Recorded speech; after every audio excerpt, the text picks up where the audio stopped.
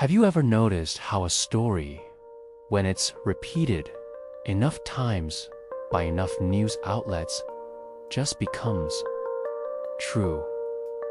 It solidifies in our minds, and we stop questioning it. That's the power of the media. It doesn't just report reality, it shapes it. This is the story of a massive failure, a time when the media, the supposed watchdogs of society, forgot to ask the most important questions. It's a story about how headlines and hype created a reality that simply wasn't there, and the devastating consequences that followed. Why does media coverage even matter so much?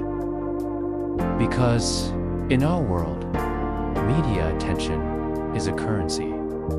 It validates success. When a company or an individual gets a glowing feature in a major publication, it's not just a news story. It's a stamp of approval. It signals to the world, to investors, to customers, that this is something real, something to be trusted. Coverage equals credibility. On the flip side, silence can be just as powerful. When the media stays quiet about red flags or inconsistencies, that silence can be interpreted as approval, a tacit endorsement that everything is fine. This power to legitimize or ignore is what makes the media's role so critical. It's not just about reporting facts. It's about choosing which facts to highlight and which to leave in the shadows. And when that choice is driven by the wrong incentives, the public pays the price. So, how did we get here? How did the press go from investigative watchdogs to, in many cases, glorified marketing departments? It's what I call the rise of hype journalism. It started subtly. A company sends out a press release filled with exciting claims and big promises. Instead of a journalist digging into those claims, verifying the numbers, and talking to independent experts, they just rewrite the press release. It's quick, it's easy, and it fills the page.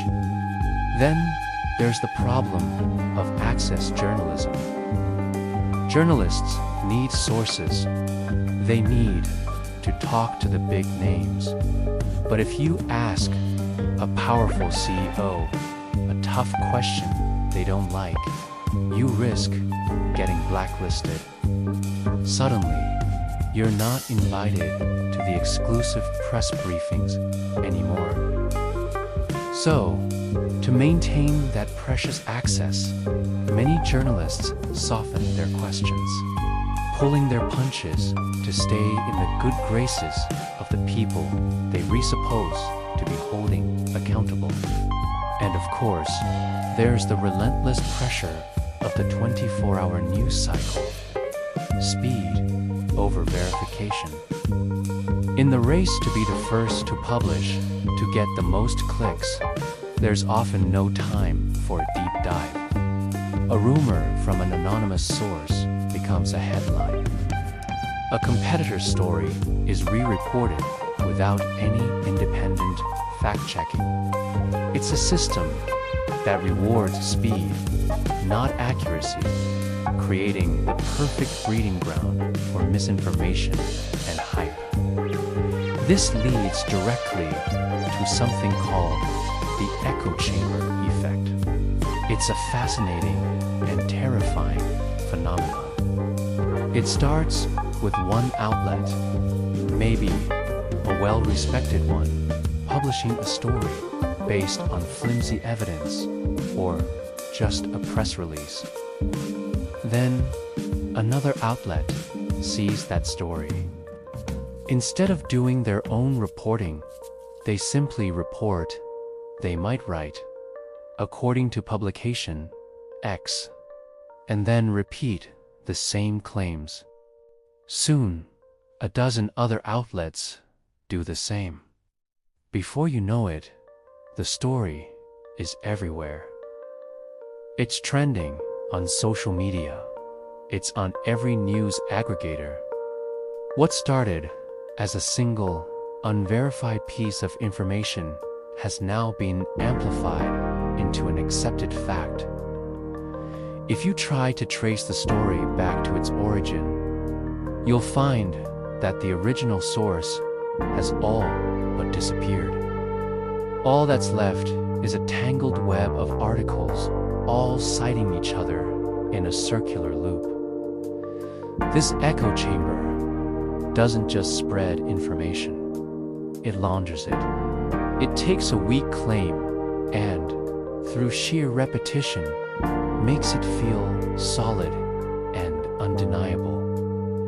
No one is lying exactly. They're just repeating what they heard without ever stopping to ask, is this actually true? So, why weren't the hard questions asked? It's not that journalists are lazy or incompetent. First, there's the fear we talked about, the fear of losing access. If you're the one journalist who writes a critical piece while everyone else is singing praises, you risk being shut out. The company will just talk to your competitors who are willing to play the game. It's a powerful incentive to stay on message. Then there's the intense competition for clicks. Positive, exciting, hype-filled stories get more engagement than cautious, skeptical ones.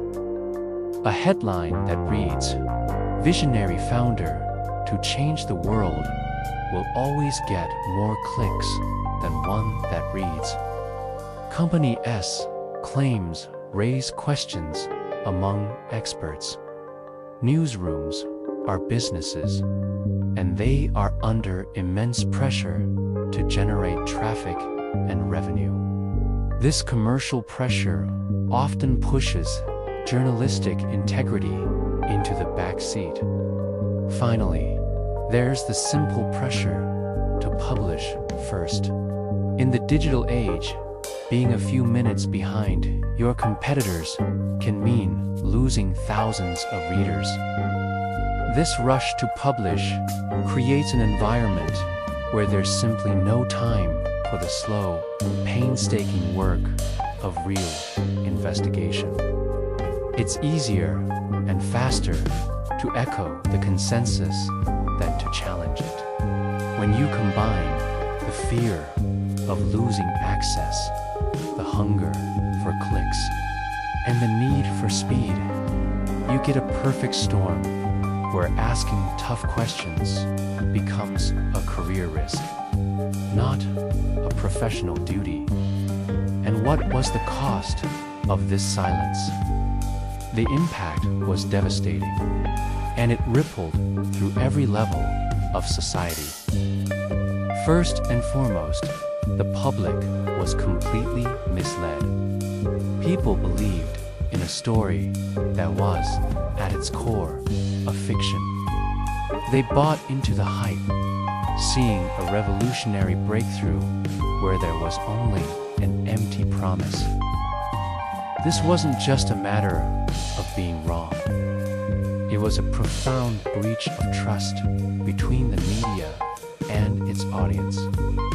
For investors, the cost was financial, and it was huge. Both small-time retail investors and large institutional funds poured billions of dollars into a mirage, all based on the credibility lent by glowing media coverage. They trusted the headlines. They trusted the big-name publications. and they lost their savings, their retirement funds, their futures. And let's not forget the employees. Talented, idealistic people joined the company, believing they were part of something world-changing. They dedicated their careers, their skills, and their passion to the cause. Many of them were trapped either by financial incentives or by a genuine belief that they could fix things from the inside. When the house of cards finally collapsed, they were left jobless with their resumes tied to one of the biggest frauds in recent memory. The media's failure to ask questions didn't just create a false narrative. It enabled real, tangible harm to countless individuals. Eventually, the truth did come out. But it didn't come from the mainstream hype machine. It came from the fringes, from those who were willing to do the hard work. It came from dogged investigative journalists at publications that still value deep, skeptical reporting over quick clicks. These were reporters who spent months, sometimes years, talking to anonymous sources, digging through documents and piecing together a reality that was the complete opposite of the official story. Whistleblowers also played a crucial role. These were brave employees on the inside who saw the fraud and risked their careers and reputations to expose it. They were the ones who provided the evidence that journalists needed to break through the wall of hype. Their courage, combined with the persistence of a few good reporters, finally cracked the facade. But accountability was delayed. By the time the truth was widely accepted, the damage was already done. Billions had been lost, careers had been ruined, and public trust had been shattered. The story serves as a stark reminder that while the truth may eventually come out, justice delayed is often justice denied. It shows that the initial failure of the many can only be corrected by the extraordinary efforts of a few. So what can we learn from this? What are the lessons for the future, for us as consumers of news, and for the media industry itself? The first and most important lesson is that skepticism is not cynicism. It's a necessary tool for survival in the modern information age. When a story seems too good to be true, it probably is. We need to actively question narratives, especially when they are overwhelmingly positive and lack concrete evidence. The second lesson is the importance of transparency. Companies and the journalists who cover them need to be transparent. Where is the data coming from? Can it be independently verified? Who are the experts being cited?